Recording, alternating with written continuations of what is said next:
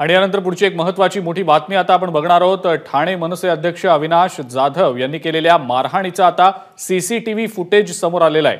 सराफाच्या मुलाला मारहाण करताना अविनाश जाधव सीसीटीव्ही फुटेजमध्ये दिसतायत। अविनाश जाधव आणि त्यांच्या मित्राच्या विरोधात लोकमान्य टिळक मार्ग पोलीस ठाण्यात खंडणी, मारहाण आणि कट रचल्याप्रकरणी गुन्हा दाखल करण्यात आलेला आहे। सराफाकडे 5 कोटी रुपयांची खंडणी मागितल्याचा आरोप आहे।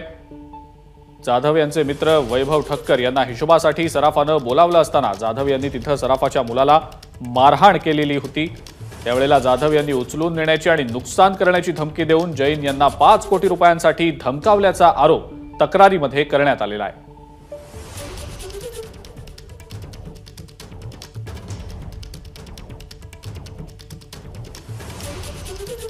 या सगळ्या प्रकाराचा हा सीसीटीव्हीचा फुटेज जे आहे तो समोर आलेला आहे, हा व्हिडिओ समोर आलेला आहे। आपण हेच ते सीसीटीव्ही फुटेज सध्या आपल्या स्क्रीनवर पाहतो आहोत।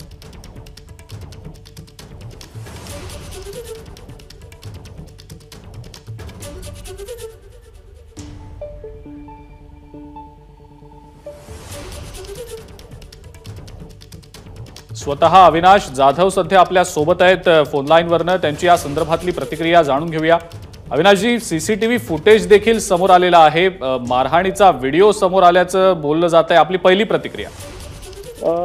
मला वैभव नावाच्या एका मुलाचा फोन आला आणि त्याने मला असं सांगितलं की मला व माझ्या बायकोला कोंडून ठेवलेलं आहे अविनाशजी, आपण या। मी हुतात्मा चौकात होतो। मी त्याला म्हटलं तुम्ही 100 कॉल करा, मी ताबडतोब तिथे पोहोचतो। मी तिथले सिनियर पी वाघ म्हणून आहेत, त्यांना कॉल केला व त्यांना संबंधित संपूर्ण घटना सांगितली। त्यांना म्हटलं तुम्हीही पोचा, मीही तिथे पोहोचतोय। ज्यावेळेला मी तिथे गेलो त्याला खाली लॉक लावला होता, त्या बिल्डिंगला खाली लॉक लावला होता। पोलीस आले, पोलिसांनी दम देऊन तो लॉक उघडायला लावला। आम्ही वर गेलो। वरती गेल्याच्या नंतर आतून त्या ज्या मुलीला आणि तिच्या मिस्टरांना बंदी बनवून ठेवलं होतं, ती आतून आवाज देत होती, ओरडत होती आणि हे लोक पोलिसांना सांगत होते की मनसेवाल्यांना आम्ही आत घेणार नाही, इनको बाहेर भेजो, इनको हकालो। म्हणून मी त्याला म्हटलं त्या मुलीला बाहेर काढ। त्या मुलीला बाहेर पाडण्यासाठी मी त्याच्या कानाखाली मारली। तो ह्यात माझ्यावर खंडणी दाखल होईल असं काय? मी एखाद्याच्या मदतीला गेलो, त्या मुलीच्या मदतीला तिथे दाखल झाल्याच्या नंतर पोलीस माझ्यावर खंडणीचा गुन्हा दाखल करतात? नाही अविनाशजी, आणखीन एक मुद्दा म्हणजे उचलून नेण्याची आणि नुकसान करण्याची धमकी आपण दिली असा देखील आरोप करण्यात आलेला आहे। माझं मत आहे जसा व्हिडिओ सीसीटीव्हीचा आलाय ना त्याचा व्हॉइस पण त्यांनी द्यावा, त्याचा व्हॉइस रेकॉर्डिंग पण द्यावा। आणि माझं उद्दिष्ट चांगलं आहे ना, एका मुलीला जर आतमध्ये कोंडून ठेवलं असेल तर मी काय डोळे बंद करून बघत बसायचं का? एक माणूस 2.5 तास एका लेडीजला आणि तिच्या नवऱ्याला 2.5 तास आतमध्ये बंद करून ठेवतायत। ते लोक 100 कॉल करतायत। पोलीस मग मी पोचलो अर्ध्या तासाने तरी पोलीस पोचत नाहीत आणि त्याच्यानंतर जर मी हातावर हात ठेवून बसायचं असं जर लोकांना वाटत असेल तर ते अशक्य नाही। पण अविनाशजी, आपण 5 कोटींची खंडणी मागितल्याचा देखील आरोप करण्यात आलेला आहे। प्लीज माझ्या समोर आहेत, पोलिसांसमोर खंडणी मागू? पोलीस माझ्या समोर दिसतात ना सीसीटीव्ही मध्ये, मी ओरडून खंडणी मागितली का? तो व्हिडिओ जर तुम्ही बघितलात ना तर मी 1 मिनिटाच्या वरती तिथे थांबलेलो नाही, 1 मिनिट फक्त। 1 मिनिटात मी खंडणी पण मागितली, मारलं पण, सगळं केलं।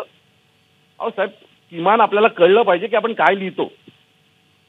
1 मिनिटाच्या आत मी खंडणी मागितली, 1 मिनिटाच्या आत मी त्याला जाऊन मारलं, पोलिसांसमोर खंडणी मागितली। अहो काय शक्य आहे का हे सगळ्या गोष्टी? नाही, पण मग जे आरोप अविनाशजी आपल्यावर करण्यात आले त्याबद्दल नेमकं काय वाटतं? माझं मत तेच आहे, सीसीटीव्ही फुटेज जर आले असतील तर ते नीट पहा। मी 1 मिनिट त्या दरवाजात उभा आहे, फक्त 1 मिनिट। 1 मिनिटात असं मत आहे, मी मारलंय। 1 मिनिटात मी त्याला धमकी दिली आणि 1 मिनिटात मी 5 कोटी रुपये मागितलेत। कायदा नावाचा काय प्रकार आहे की नाही आपल्याकडे?